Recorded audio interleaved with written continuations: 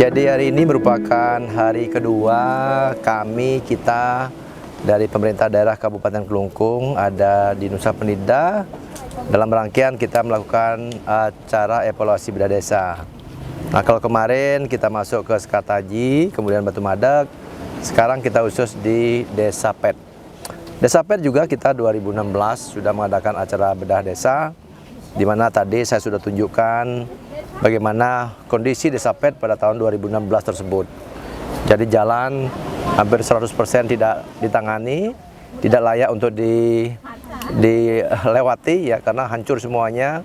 Air juga demikian ya, termasuk kalau bicara pariwisata pada saat itu belum ada ya, tapi pada hari ini situasinya sangat jauh berubah. Bahkan pada tahun 2019 mengalami puncaknya, di mana pada saat itu tamu-tamu sangat ramai. Bahkan di tempat saya duduk ini kemarin ini restoran ini restoran namanya SD Point ya. Nah, ini semua di poin-poin di sini kan. Nah, jadi kami sengaja duduk di sini untuk sebentar lagi menikmati nasi bungkus sebelum kita balik ke Kelungkung Daratan.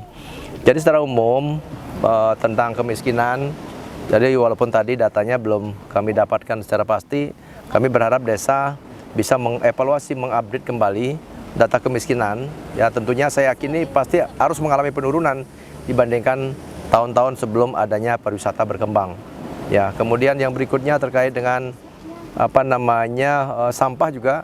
Jadi sampah kita masih menemukan kendala besar, di mana TPA yang kita miliki yang akan kita rubah nanti yang menjadi TPST itu perencanaan sudah ada, tapi anggarannya masih belum kita dapatkan sampai sekarang.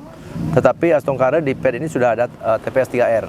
Nah, harapan kami pemilihan dari rumah adalah menjadi kunci sukses pengelolaan sampah di desa masing-masing. Nah, tadi kita sudah sempatkan juga melihat beberapa kakak miskin termasuk stunting. Tentunya tidak sebanyak dulu lah.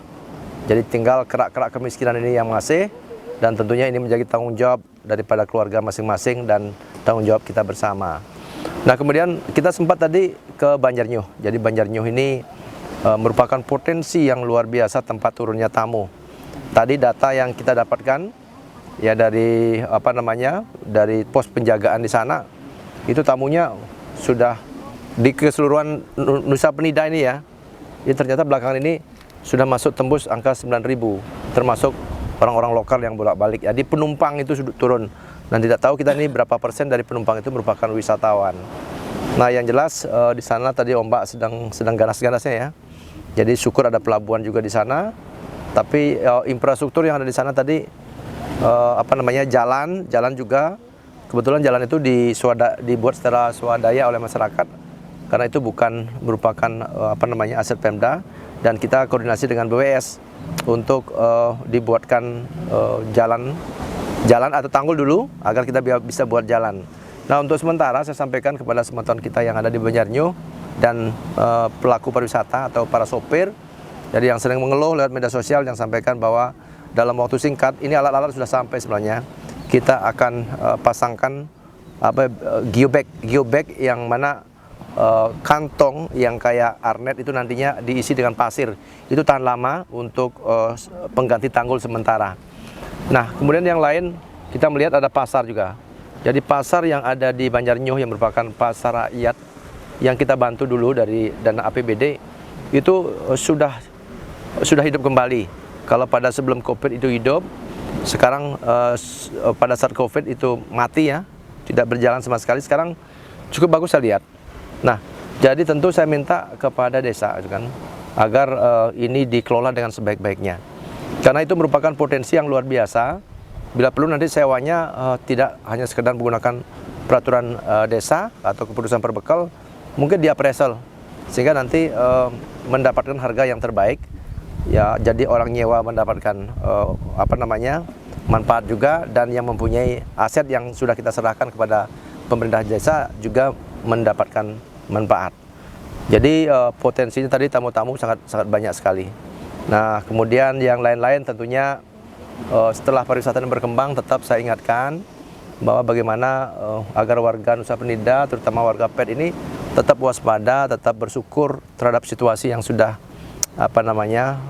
kita terima sekarang ini, yang tentunya beberapa kali mendapatkan cobaan. Ya, dari awal kita mulai dari nol, kemudian sempat diguncang Gunung Agung meletus, kemudian ada COVID. Ya, tentu ini harapan saya bisa menjadi pelajaran bagi kita semua. Kolaborasi masyarakat dengan pemerintah tetap kami harapkan. Jadi pimpinan di desa bagaimana berkolaborasi dengan di kecamatan, dengan pemerintah kabupaten, karena kita tidak bisa bekerja sendiri. Dan hakikat daripada pembangunan itu juga bahwa ya Presiden menurunkan kewenangannya kepada Pak Gubernur, Gubernur menurunkan kewenangannya kepada Bupati, Bupati kepada Camat, Camat kepada Berbekal, sampai di bawah itu ada Kadus. Nah, oleh sebab itu mari kita bekerja sama yang baik ya, dan tentunya saya di sisa masa jabatan saya yang masih lagi sekitar 5 bulan ini, saya juga harus all out menuntaskan tugas-tugas saya, termasuk merapikan Kabupaten Kelungkung ini. Apalagi perkembangan ini luar biasa, tentunya dengan regulasi yang masih sedang kita tata juga, RDTR yang sedang kita rapikan, yang sedang kita usulkan. Tentu masyarakat atau pelaku pariwisata juga kadang-kadang jalan ya tanpa aturan yang ada, dan tentunya ini akan menjadi timbul masalah.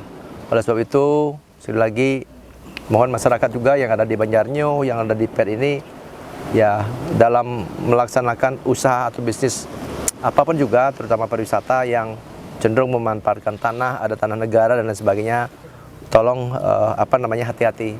Jangan menggunakan aset yang bukan milik kita, yang nantinya akan bisa menimbulkan masalah. Sekali lagi terima kasih kepada pihak Desa PET semuanya yang telah menemani saya tadi, yang sudah keliling-keliling, dan tentunya tidak seberat kita bedah desa pada tahun 2016. Sekarang cuma kita mencocokkan terutama kondisi-kondisi awal yang kita lihat itu sebagian besar sudah berubah seperti yang kita saksikan tadi. Terima kasih. Salam Gema Santi. Damai.